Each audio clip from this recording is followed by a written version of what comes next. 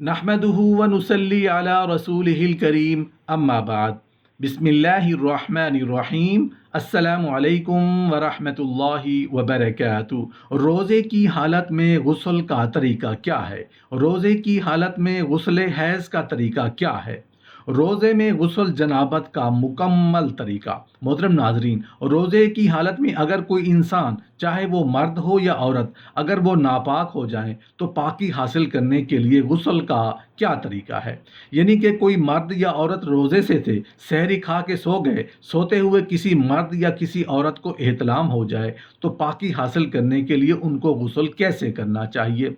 रोज़े की हालत में किस तरह से गुस्ल जनाबत करना चाहिए? क्योंकि अगर रोज़े की हालत में गुस्ल करना हो तो गुस्ल करते वक्त चंद एहतियात बहुत ज़रूरी हैं। बाज़ लोग रोज़े की हालत में गुस्ल करते हुए एहतियात नहीं करते, जिसकी वजह से बाज़ दफ़ा उनका रोज़ा फासिद हो जाता है, रोज़ा टूट जाता है और उन्हें मालूम भी नहीं होता।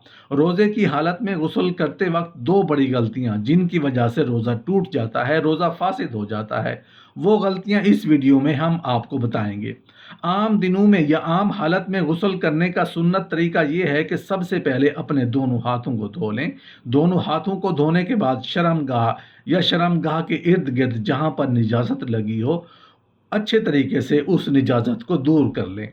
निजासत को दूर करने के बाद फिर नमाज जैसा वज़ू कर लें। फिर उसके बाद पूरे बदन पर पानी बहा लें। बदन का कोई भी हिस्सा खुश्क ना रहे। ये आम दिनों में या आम हालत में गुस्ल करने का सुन्नत तरीका है। अब हमें ये समझना है कि रोज़े की हालत में अगर हमने गुस्ल करना है तो हमने कौन सी एहतियात करनी है।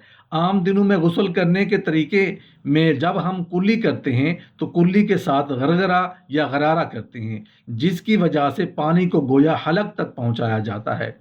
तो अगर हम रोज़े की हालत में गरगरा करेंगे और पानी हलक तक पहुंच गया या हलक से नीचे उतर गया तो उसकी वजह से रोज़ा टूट जाएगा, फासिद हो जाएगा, चाहे पानी गलती की वजह से ही क्यों ना चला जाए।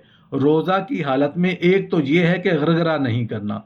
दूसरे नंबर पर आम दिनों में गुस्ल करते वक्त नाक में पानी चढ़ाया जाता है। नाक की नरम हड्डी तक पानी चढ़ाना ज़रूरी है। रोज़ा की सूरत में लोग नाक में पानी इतना ऊपर चढ़ाते हैं कि वो पानी दिमाग तक चला जाता है, जिसकी वजह से रोज़ा टूट जाएगा, फासिद हो जाएगा। ये वो दो बड़ी गलतियां हैं जो रोज़े की हालत में नहीं करनी चाहिए।